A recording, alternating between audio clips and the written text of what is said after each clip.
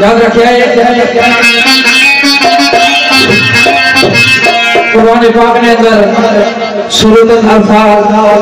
ना जिक्र अल्लाह ने साथ फरमानी सूरत अल-अनफाल ने अंदर कि है इंसान मैं तो की एक बहुत अच्छी तख्लीक किताब बहुत अच्छा तख्लीक किताब अच्छी सोच अच्छी अकल फिक्र तो की जितनी उसने बावजूद भी समझने होने में अगर याद रखे इंसान अमल नहीं करना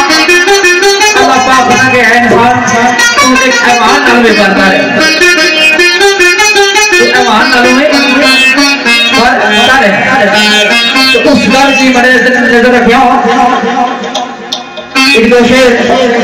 सैयद नईम शाह साहब अमेरिका के अंदर क्या वजीर है कोई दो चार जमाने से तारे सामने तो जो कुछ गुजारी हां तो सब ये लोग शेर सुने रहे हो तो ना उसे काबिल फिक्र तो चार शेर को सामने को सरकार ने परे हुए इस मेले परे हुए इस दुनिया दे मेले विचों क्या होती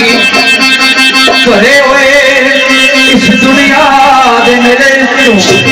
होसी तेरी पहचान जुबान तो